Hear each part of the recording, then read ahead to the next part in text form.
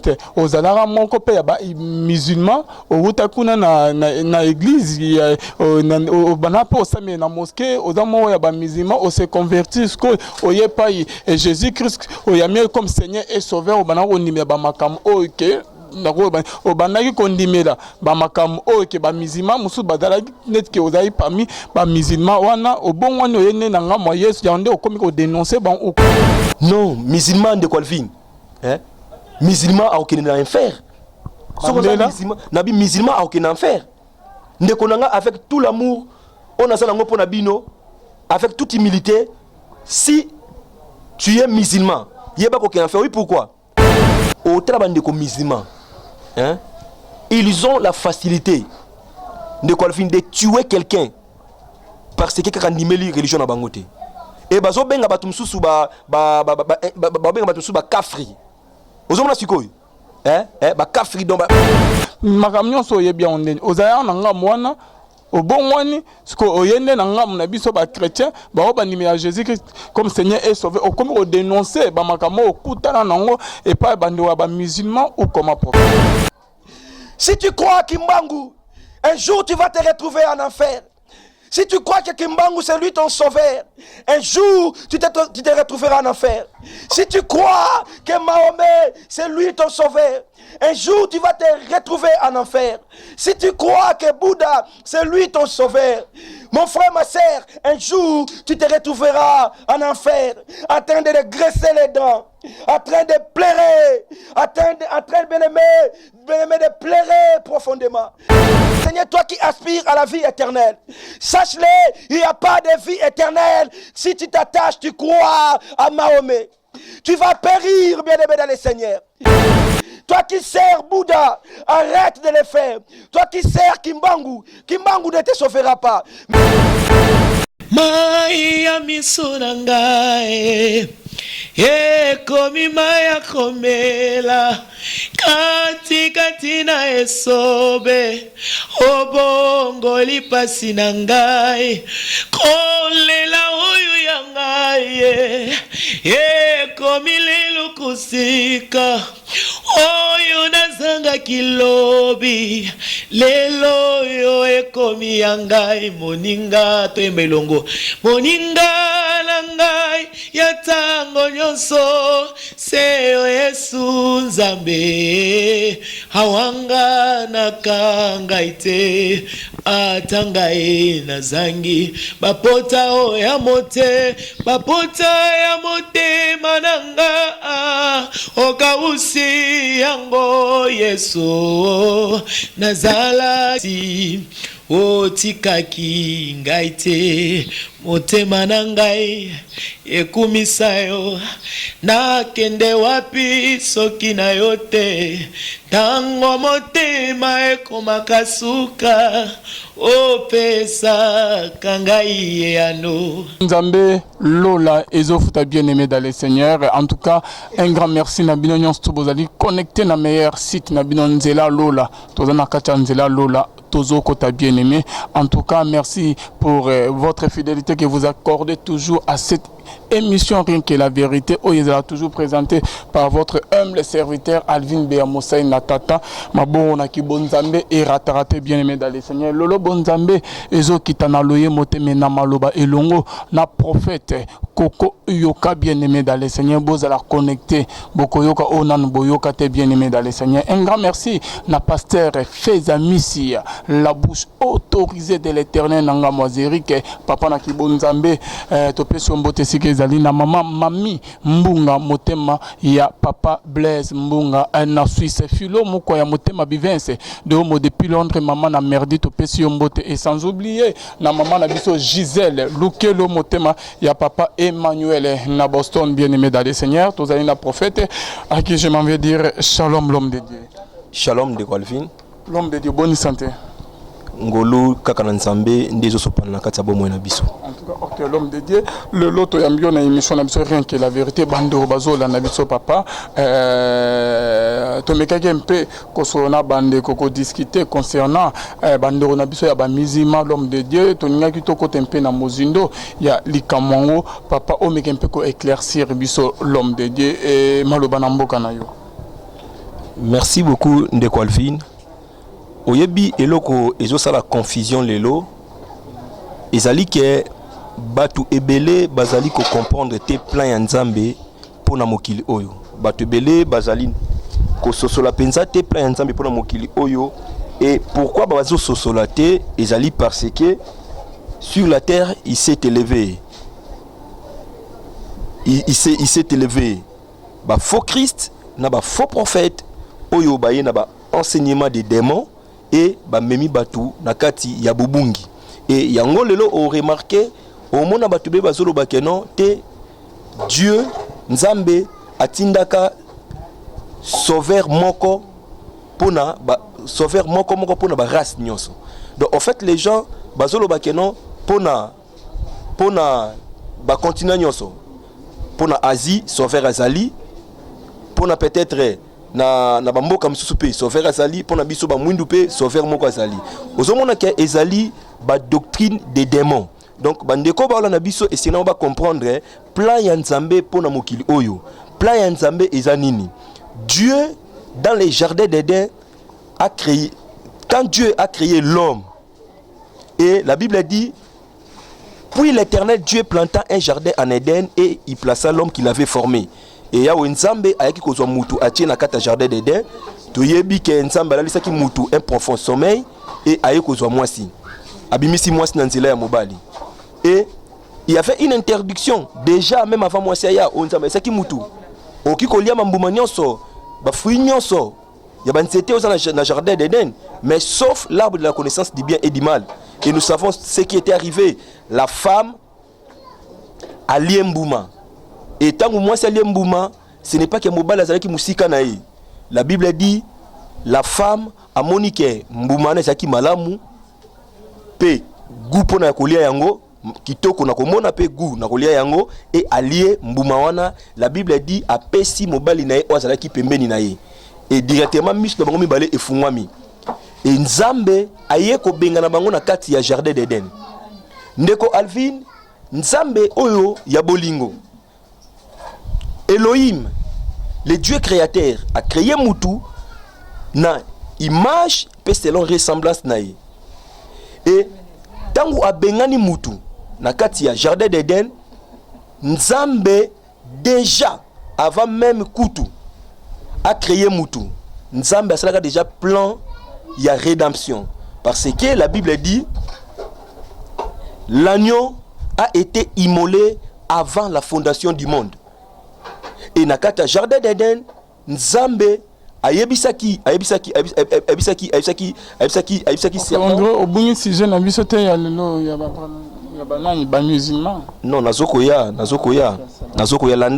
landa fil d'idée nga malamu au comprendre le nana loba.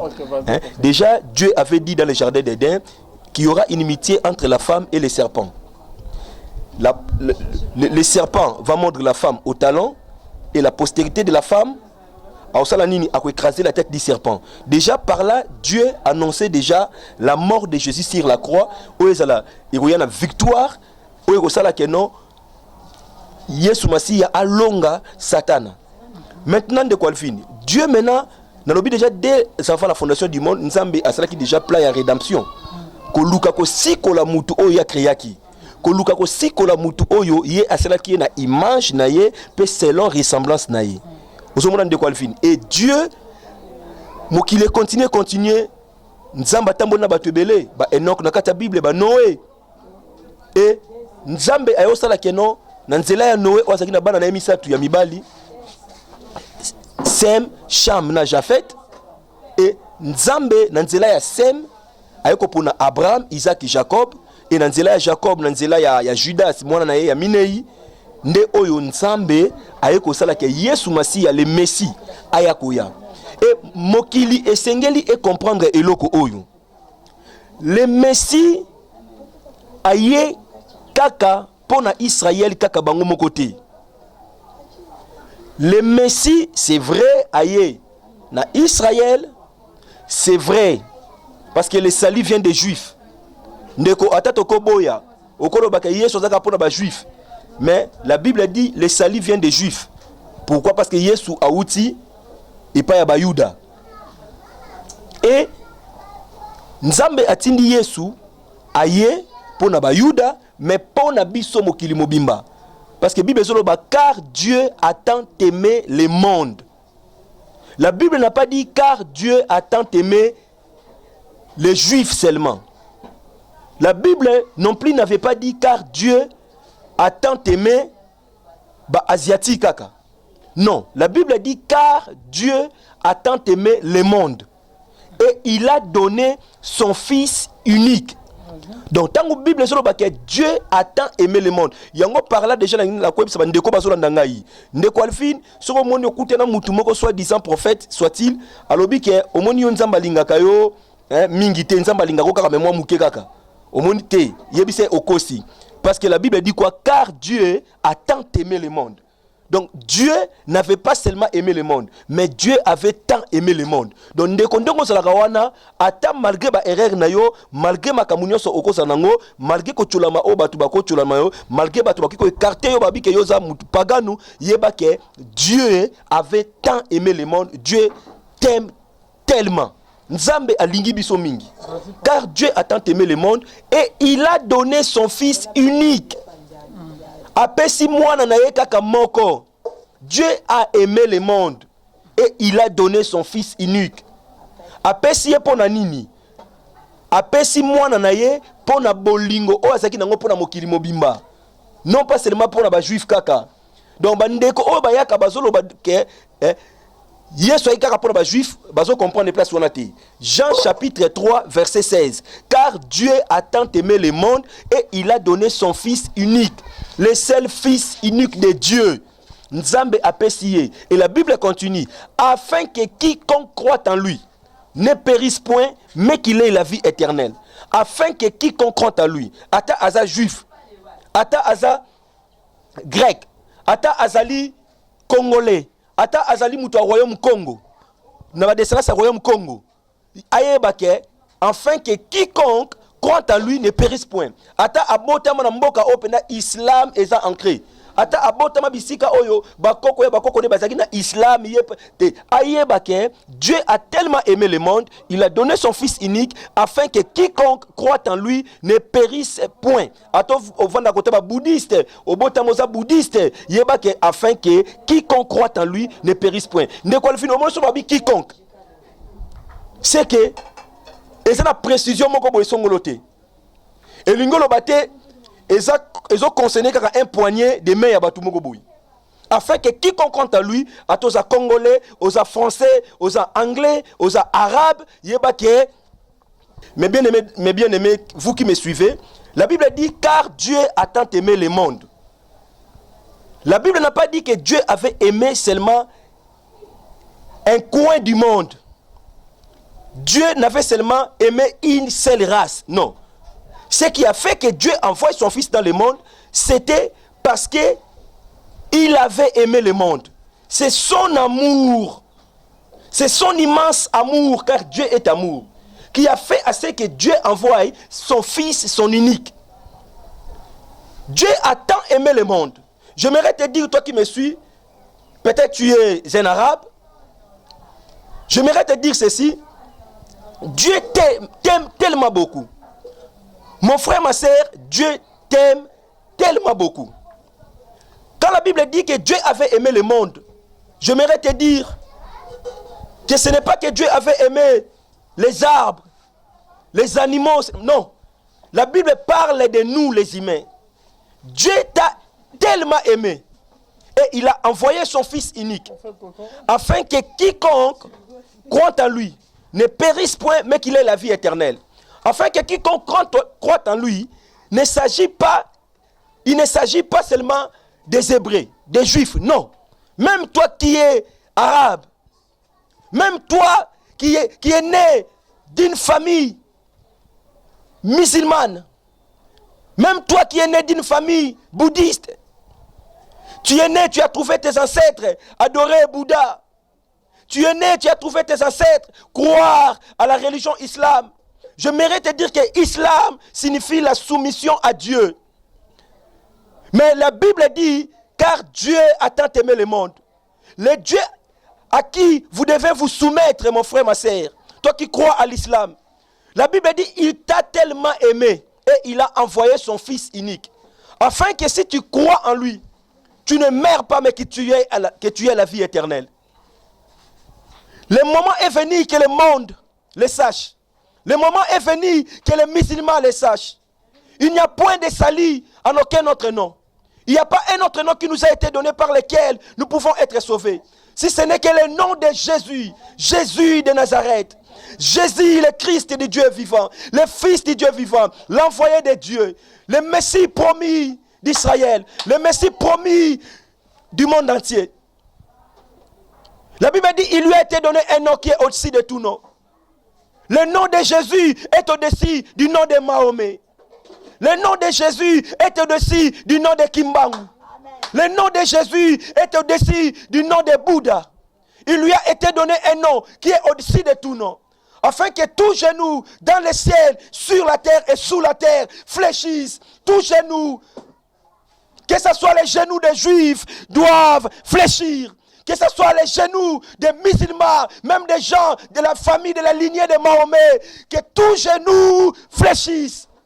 Que ce soit les genoux des bouddhistes, que tout genou fléchisse. Même toi qui crois que Kimbangu est ton sauveur, j'aimerais te dire que tes genoux doivent fléchir devant le Fils de Dieu, l'unique Fils de Dieu, le Seigneur Jésus-Christ de Nazareth.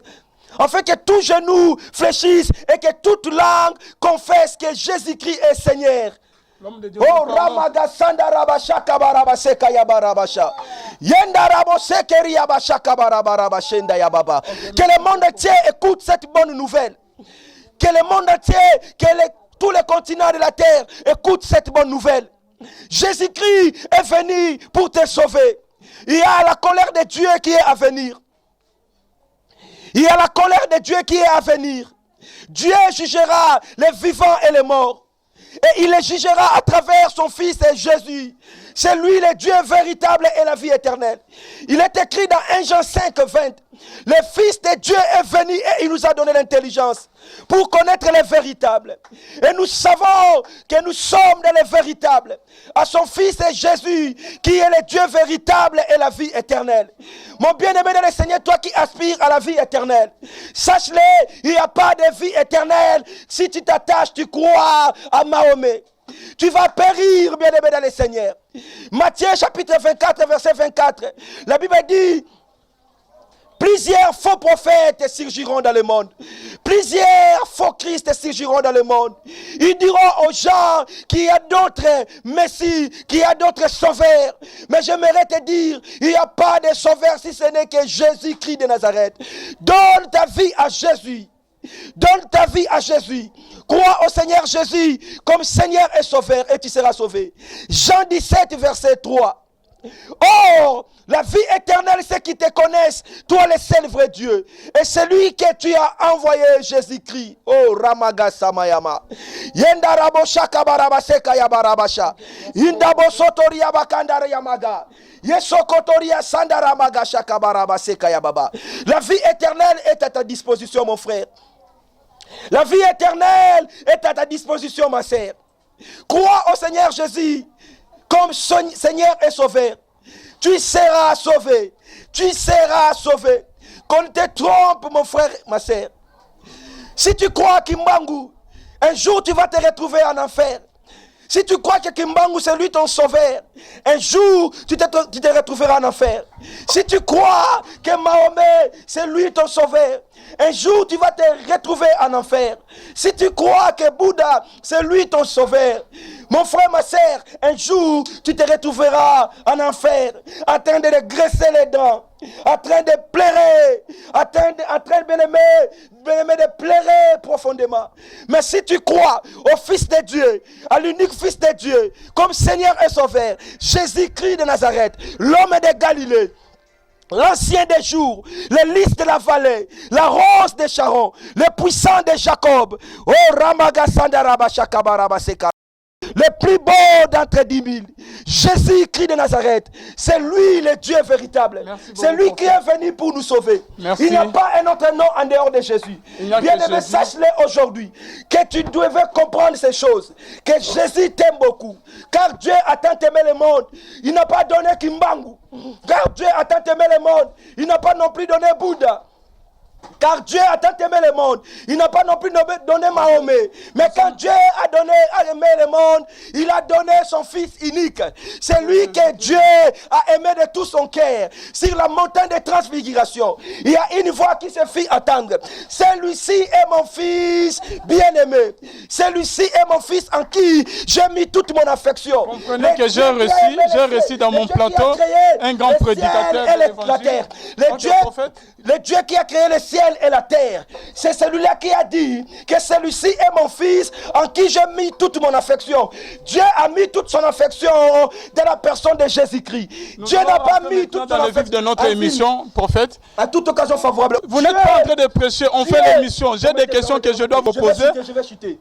Dieu n'a pas mis toute son affection dans Mahomet. Dieu non plus n'a pas mis toute son affection dans Kimbangu.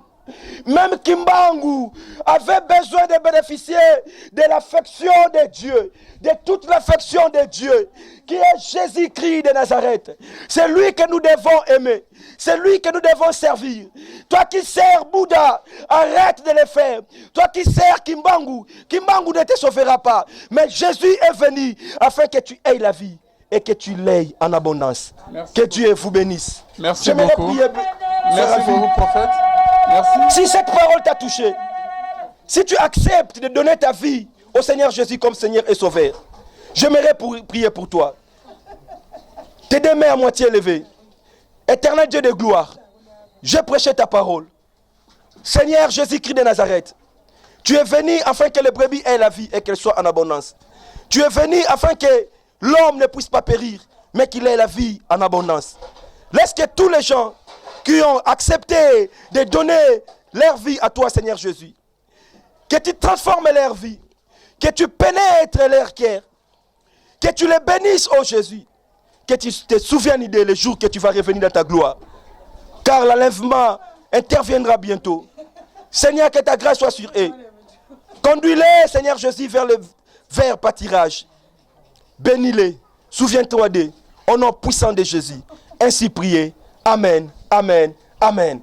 Merci, prophète Koko Yoka, pour la parole, bien-aimé dans le Seigneur. Jésus-Christ est la voiture qui nous conduira au paradis, bien-aimé dans le Seigneur. Il est temps, Jésus va te sauver, mais cela dépend de toi. Après la mort, il n'y a pas le pardon des péchés, bien-aimé dans le Seigneur. Et en tout cas, prophète Auto Teabiso, à côté biso, na mozindo ya luloba nzambe. En tout cas, tu as vraiment béni. Merci vraiment, prophète, pour la luloba. Ok, prophète, au sujet de la lolo, en tout cas, je crois bien que les musulmans, les Jésus, va comprendre bien aimé dans le Seigneur. Celui qui n'a pas le Fils n'a pas la vie. Celui qui on dit Jésus, Osana moi, Jésus-Christ de Nazareth, était bien aimé dans le Seigneur. Osana bon mot était au Keneli Felo. Pour Ozwa, bon mot, il y a ce qu'on dit Jésus, il est mort dans la Bible.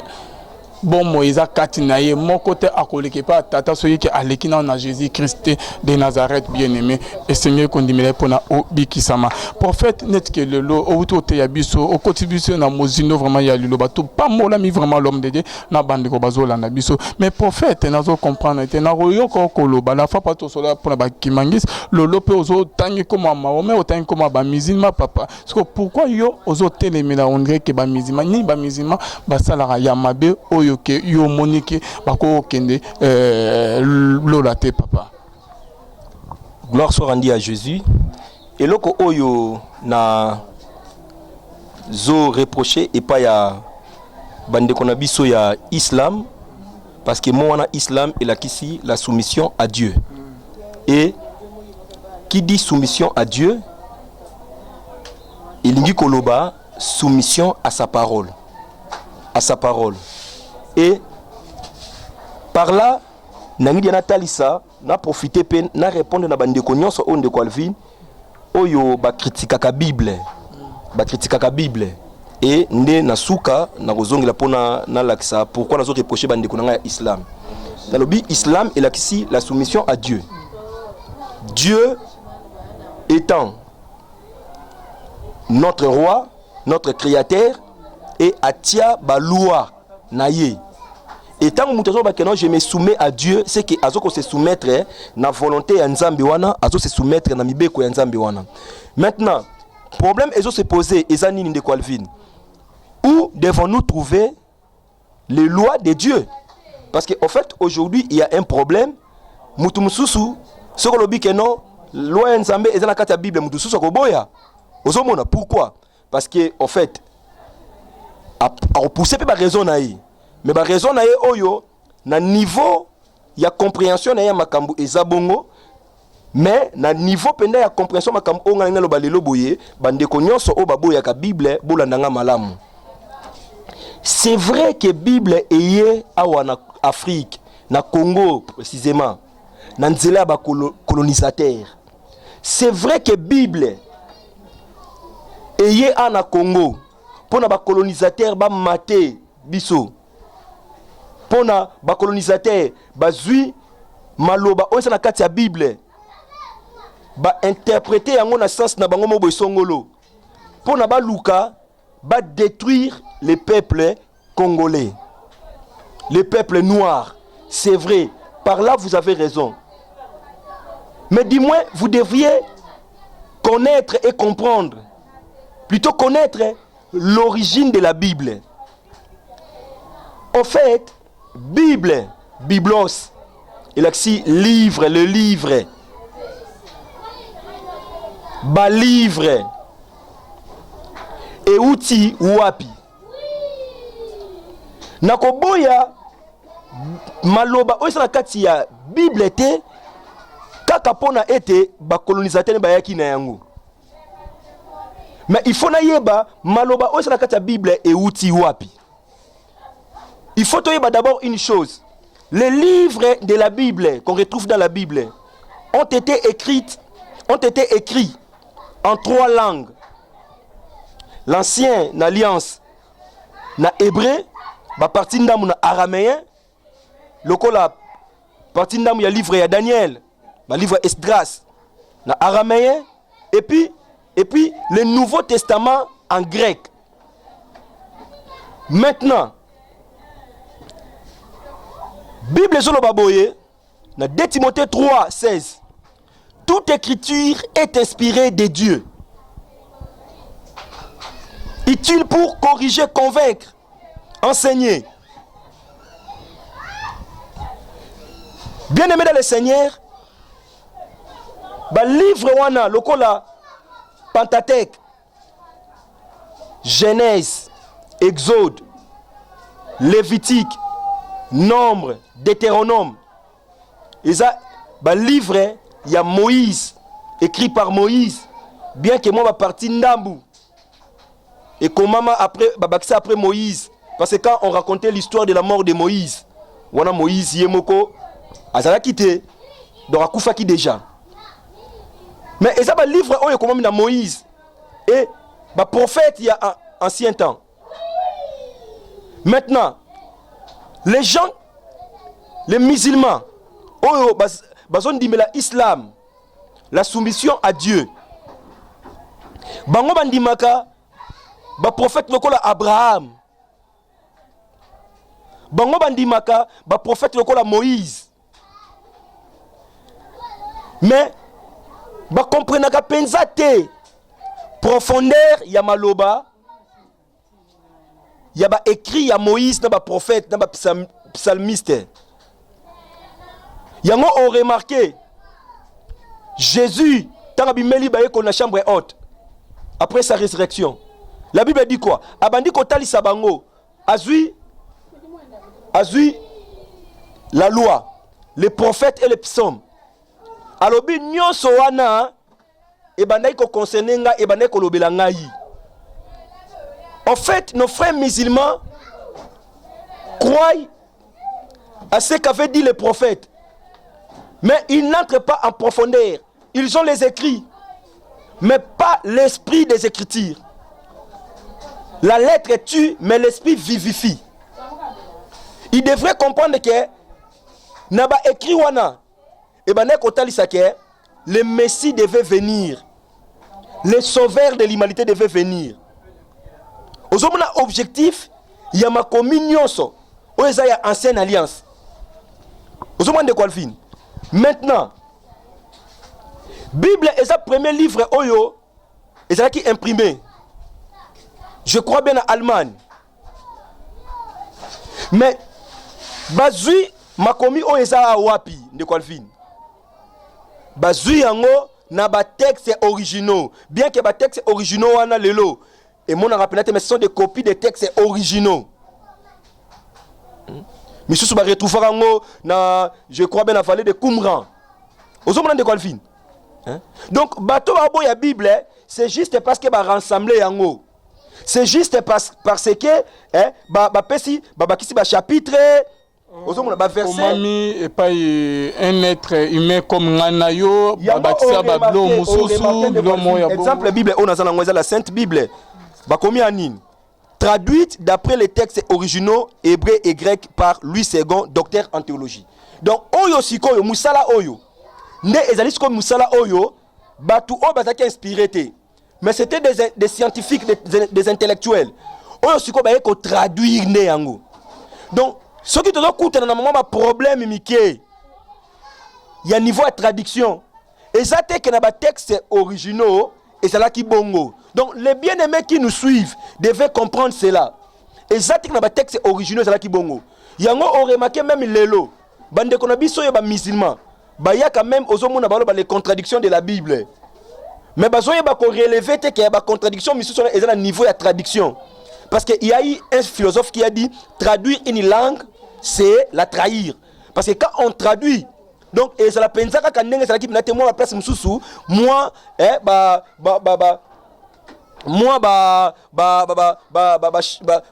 changement soit mike kokota. Mais sauf que le fil d'idée, l'idée générale de la Bible, c'est que Dieu devait envoyer un sauveur.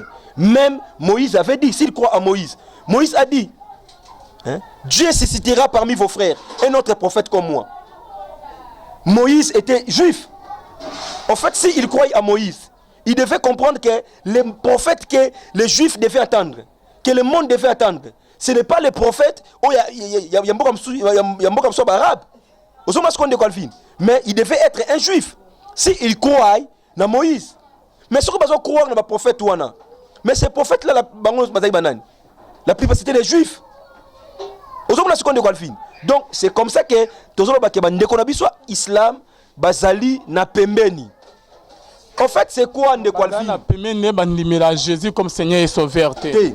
Bazali na pembeni. Oyomona parce que bango Mahomet azali kolo à Jésus.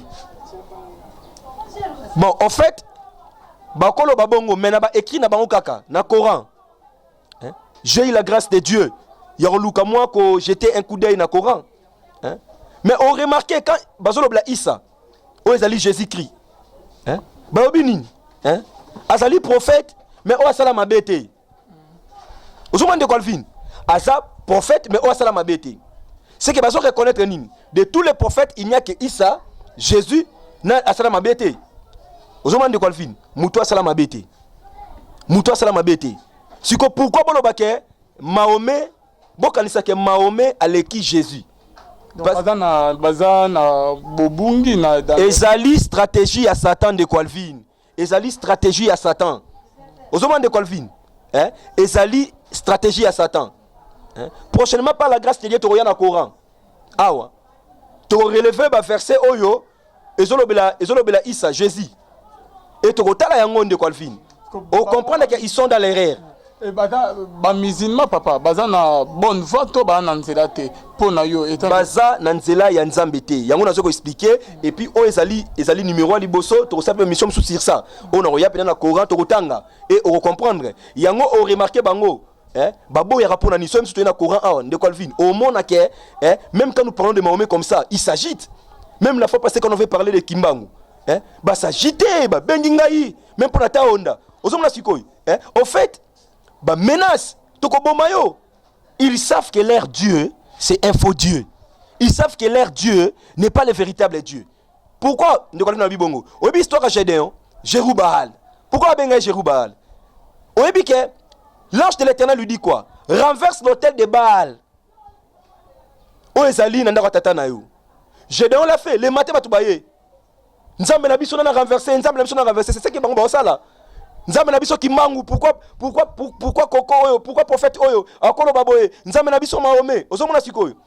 Baye pour basa ni baye papa Gédéon, livré biso, muta sali boto bomayi. Ah, papa Gédéon. Kutu, hôtel wona zakinde yaye. Ye kutu yebeki makambango mwa bien koleka bango ya Baal. Atali bango yebisi bango. Alors mais si Baal est Dieu, botika ye moko à se défendre, à se venger.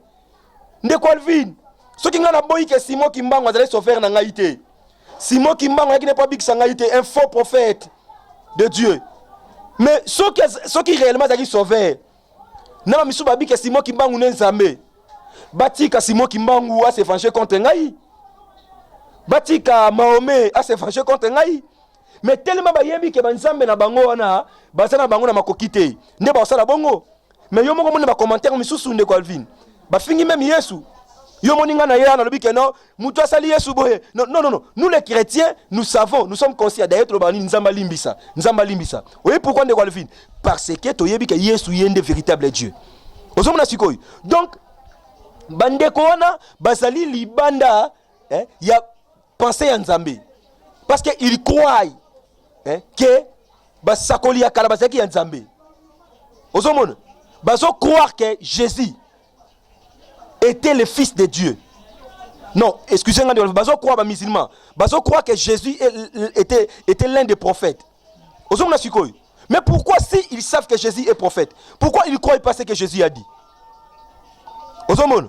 Ici, je ne parle pas de Jésus prophète comme Branham. Batumso Branham basili ki babi oh esa contradiction. Comment tu peux dire que Branham était prophète mais makamususu oya loba toya sala yo olandangote? Ndeko Alvin, Moïse fit un prophète de Dieu, un vrai prophète de Dieu. Dieu lui a dit parle au rocher et il te donnera ses eaux. Mais Moïse est venu, il a fait quoi? Il a frappé le rocher deux fois. Est-ce que moi je vais suivre ce que Moïse avait fait? Et Dieu lui a dit tu n'as pas sanctifié mon nom, tu n'entreras pas. Ndeko Alvin, ce n'est pas parce que tu es Moïse que tout ce que tu fais que ngai fera la nayango. Parce qu'en fait Moïse lui-même était limité. Dans Deutéronome chapitre je crois bien 32, 33, 34. Au Mona, la Bible dit quoi? T'as demandé de partager l'héritage. L'histoire des filles de Tselofchad. Noah, Makla, Odla. Ndeko Alvin. La Bible dit quoi? Tselofchad a botaba na basikaka. Mais tant Moïse a okabola. Moïse a pesikaka bato bazaki na bana mibali ba héritage. Mais a pesi libota anate. La connaissance de Moïse était limitée. Pourquoi? Parce qu'à cette époque-là, c'était la loi là-bas contre wana. Il y avait aussi une loi héritage. Mais quand les filles de Tselofchad se sont présentées devant le prêtre Éléazar, devant Moïse, le prophète de Dieu, devant toute l'assemblée, héritage. Parce que notre père Tselofchad était mort à cause de son propre péché. Il n'était pas dans l'assemblée de Corée, Dathan et Abiram. La Bible dit quoi? Moïse alla consulter Dieu. Et Dieu a dit à Moïse, les filles de Tselofchad ont raison. Et puis nzamba salini abipe nini soki ekomeli mutu moko boye abotika bana basi abotika mibalite soka kufi bana bazana droit il y a héritage ozoma seconde Calvin donc en ce moment-là Moïse était limité quand il est parti considérer Dieu lui a ajouté. Donc ce n'est pas parce que tu es prophète que tout ce que tu dis je dois croire à ça, mais je dois être comme les juifs de Béré. La Bible dit les Juifs de Béré, Actes des Apôtres chapitre 17, avaient des sentiments plus nobles que ceux de Thessalonique. Vous savez ce qu'on est Calvin? Bandeko qui ne vérifier parole. Dieu dit à Jérémie quoi? Nazoye bisa bandeko oya Branham. O baloba que non, tu dis que Branham est vrai prophète de Dieu, mais tu ne crois pas à tout ce qu'il a dit. Je crois à tout ce qu'il a dit si c'est conforme à la parole. Soya conforme était na tiango de côté. Ozoma de Calvin et na ozonga na ozonga islam. Ozoma sikoy, hein? Maintenant Jérémie, Dieu lui a dit quoi? Invoque moi, je te répondrai.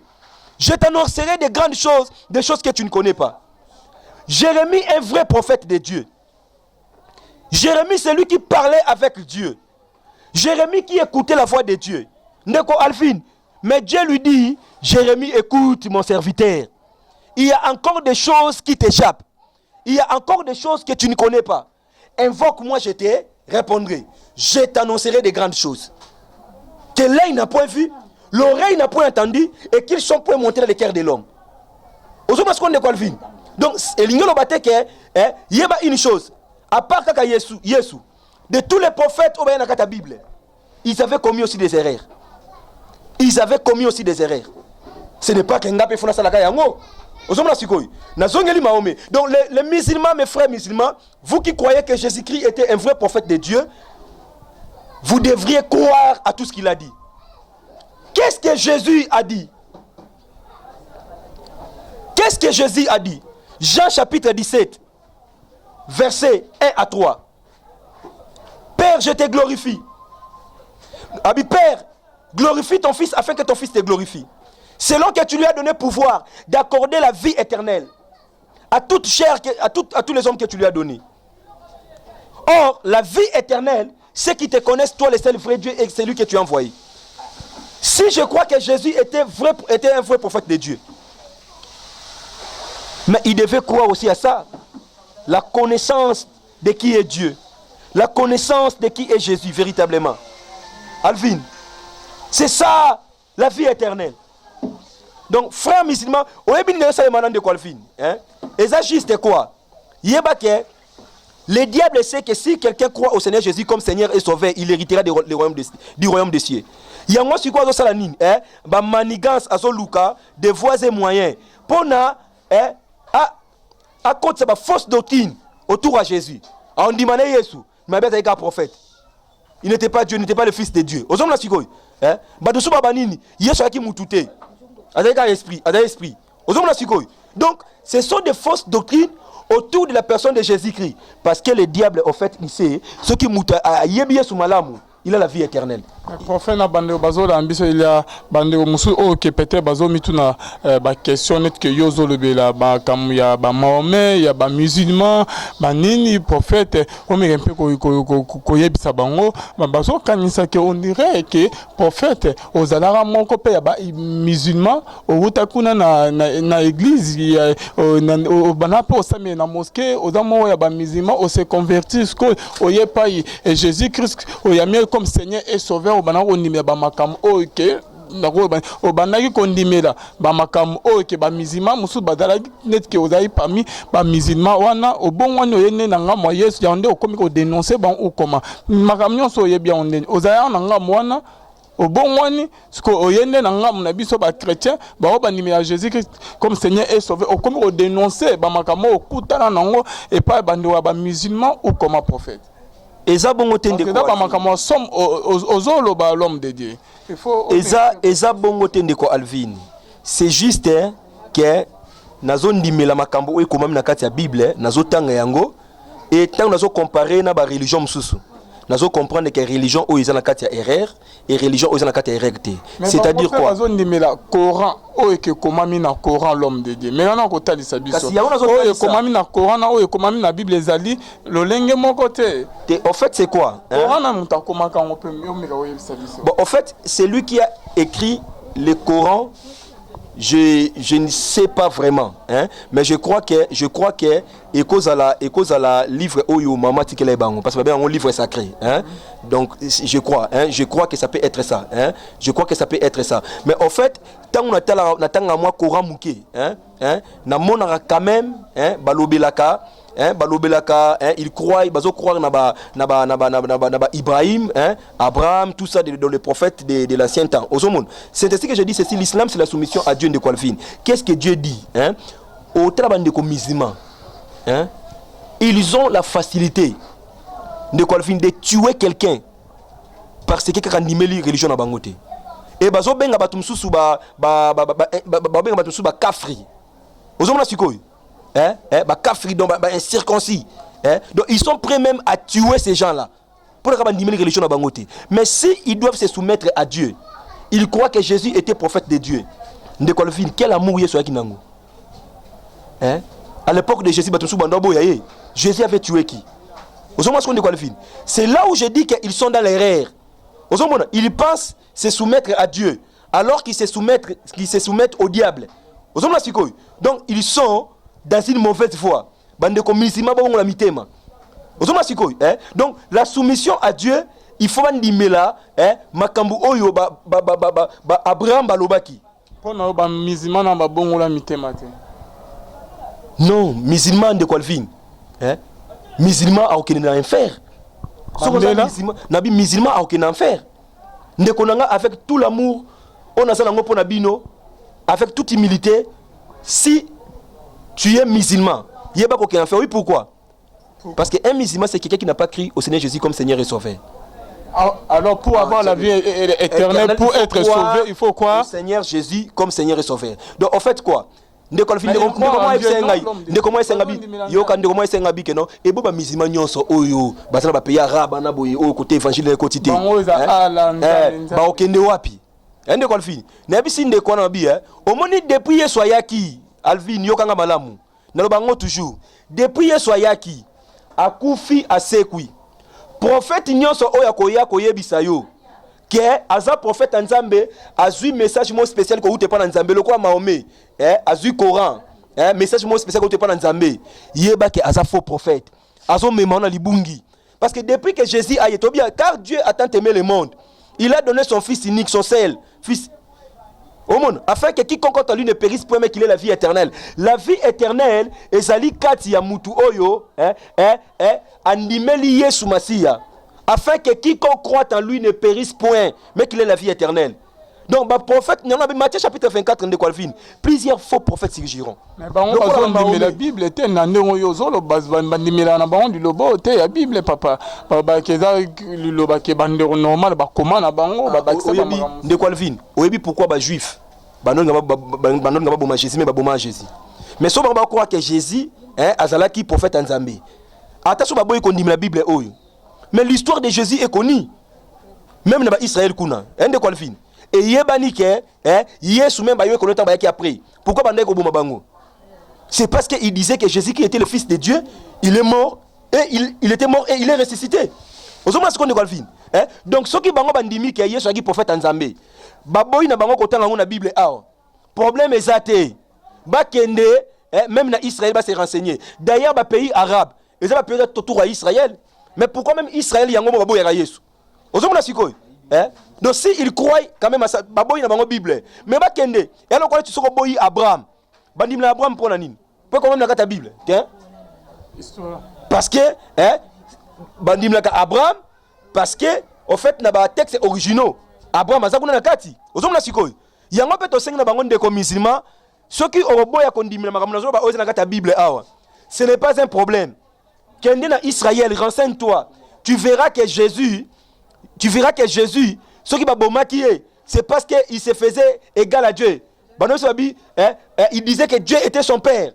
Or, le fils de Dieu, selon les Juifs, c'est fait égal à Dieu. Et créer là, il y a un problème. Vous voyez, même Tabakangi Jésus, je crois bien, Pilate est-il le Messie? Tu l'as dit. Donc, Jésus, Babylone, quand il y a un livre, Jésus a reconnu devant Pilate qu'il était le Messie, le sauveur. Donc, le diable sait qu'il y a son bâtiment d'Imeli Yesu. Même Bissomoro le long de Calvin. Même parmi les gens qui se disent chrétiens. C'est la même bande il y a saint des derniers jours. Ezali, hérésie. Au monde, même atata, même atata, au même pévalongo. Ça, ce n'est pas Dieu. Autant comme il y a Mahomet, l'homme de Dieu, au cause de solo, on a le bani sur Mahomet. Dans le Bible, Mahomet, c'est un prophète qui est venu après la mort et la résurrection de Jésus. Si réellement Mahomet était envoyé par Dieu, mais les aïe côté abatune Yesu. Au monde des juifs, maintenant dit Yesu te. Mahomet. Ate ya batu Yesu te andimaka Yesu azalaki musala nzambe ya solo tout ça boy mais yepa na message ne mususu ça ezali distraction ezali comme batu musika c'est ezaba stratégie ya Satan yo mutu zala bimakambo wana ndeko na ngai bima la fin est proche la fin est déjà là bima na makambo wana comprendre que depuis que Yesu aya akufa ase quoi ndeko na ngai atozalaki wapi si Dieu veut te sauver il va se révéler à toi et le quoi Paul Dieu voulait le sauver sur le chemin de Damas. Mais qu'est-ce qui est arrivé? Qu'est-ce qui est arrivé? Jésus, Abimelaki est. Toujours quand même un témoignage, je me souviens de arabe. Au monde, on a un mais Jésus-Christ revient. Au monde, même dans ma vision, si Dieu veut sauver quelqu'un parmi les bouddhistes, Dieu va se révéler à lui. En fait, j'aimerais te dire, et le monde de Golfin, il faut que la bonne nouvelle soit prêchée partout. Mais nous devons savoir que le Saint-Esprit est en œuvre. Dieu se révèle aussi aux gens. Aux hommes. Jésus a dit il faut que la bonne nouvelle soit prêchée. Au monde. Dieu est capable de se révéler dans un songe. Et à tel ici que le véritable Dieu, la vie éternelle, c'est Jésus-Christ de Nazareth. Merci beaucoup, prophète. Il y a émission Nabiso. Un grand merci à mon équipe technique de m'avoir soutenu. Là, je vois derrière la caméra Eric, notre frère Eric, derrière la caméra, et à mon réalisateur Jonathan Mukwaya, moi, Namukeme Maye Lebele, Dadi Kamande, à ma sœur Eugénie Mukwaya. Je te salue là où vous êtes. C'est par ici que nous bouclons la bouche de notre émission bien-aimée dans le Seigneur. Qu'on se retrouve la semaine prochaine, j'espère avec le même plaisir. Bye bye.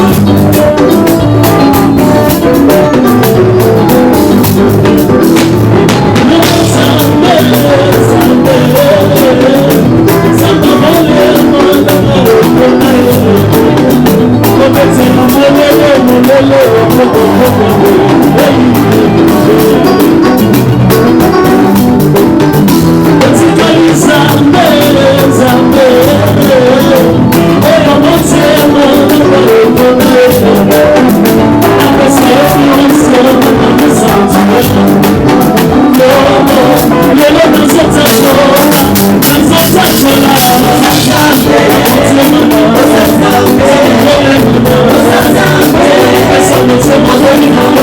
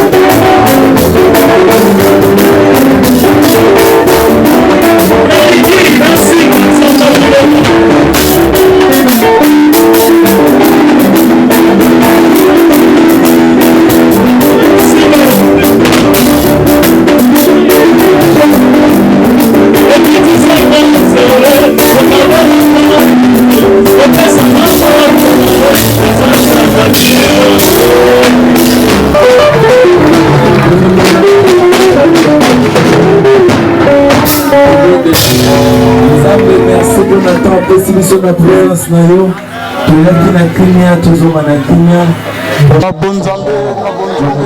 Lola et Zofuta bien-aimé dans les seigneurs, toujours dans le cadre de il y a frère concert, il y a Papa Franck Moulaja, Bomoni, la rythme Otoyembi, Tobindi, Nzambe et Yabile, mon frère bien-aimé dans les seigneurs, Bonzambe et Kitaki, Namaluba, Pe Naloyembo, Tozo Miananko, la Kozanan, témoignage, Yabandeko, Tozana Papa Franck, Shalom Papa Franck. Shalom, shalom, shalom. Papa Bazola non de partout. Bonzambe, la race à Bonzambe. Les autres Papa, félicitations. Merci beaucoup, mon frère. Satanan na Bonzamba, na loyer mon père na Malouba. On dirait frère Franck Yakala. Na ya Mikolo, moi différence moi écoute Yami. Non, mais on fait seulement notre travail. Non, non, adoration est à vie, mais adoration est à mission, donc Tolingika tout réveiller la flamme, la louange, l'adoration, parce que l'église est église à cause de l'adoration. Sans adoration, l'église est la raison d'être. On le dit que ton amour m'a fait du bien. Et dans la quand est-ce que moment et comment que Bonanza mais ça biso bolam papa. Je pense à tout moment. Maintenant baté biso lelo et il faut juste la révélation de cet amour. Bonanza mais yango est disponible. Mais à un certain moment biso to kuma na moi. Au moins être kanzamba tikinga et mais quand Dieu t'ouvre les yeux pour comprendre que ah tu bolingo na yo on négocie la ngabolamo ba bolingo nzambe ezali parce que atika biso na maladie bolingo na ya tata olekisi moi ta na maladie apexi nzembo na sepe nango makanza mabilembo obimisa na état na clip promotionnel là des gars l'état ils a raté chaque chose à son temps. Je crois que si vous voulez mon tu retiens aussi davantage dans ma promotion. Nzama bilembo ningo lo bani tomoni eli na montagne ya Carmel asengi nzama la sabile moto voilà le seul à mesure qu'il sa moto ya nzambe le seul nde batay biso lelo oya fungola nzela Israël elekaki mai komi aquarium nangamo ba mungusu nangamo ba bangando mais peuple na eleka jour wana na si Israël ba no pesa oh cher ngando. Prochainement dans l'oeil, mon papa. Merci beaucoup, Alvin. Merci, Dieu vous bénisse. Ok. Voilà, bonnes amies, bien aimé dans les Seigneurs. Vous avez rendez-vous ce qui est vraiment que baza. Ah, ouais, tous pour ça bien aimé dans les Seigneurs. Là, beaucoup de landa Nzambe, il y a bien aimé dans les Seigneurs. Et l'on a bandeko, ton numéro de témoignage, impression il y a bandeko qui baza là qui a rapidement bien aimé dans les Seigneurs. Musicien, moi, musicien baza le soucier. À mon Sazate, papa Henri, papa accueilli. Bomoni moment où tolekisi ya ki bonzambe na loyemo bonzambe na malwa bien aimé dans le Seigneur, on a été vraiment béni na mukola lelo et on a écho d'adoration bien aimé dans le Seigneur, expression d'amour nzambe ya bilembo. Merci beaucoup. Le papa a assisté à un concert à Lelo. Au moins, concert à Lelo. Non, là, c'est pas un concert à Lelo. Plus, là, c'est pas une prédication. Je ne m'attendais pas à Oyoga, frère Henri. De la manière à Théagi, de la manière où il a prêché pour Jésus, vraiment, on a s'appelé Lango, on a s'appelé un jour d'adoration, on a s'appelé Lango, on a invité à Frère Franck, chose on a besoin de banda et on a été représentable. Merci beaucoup. Merci.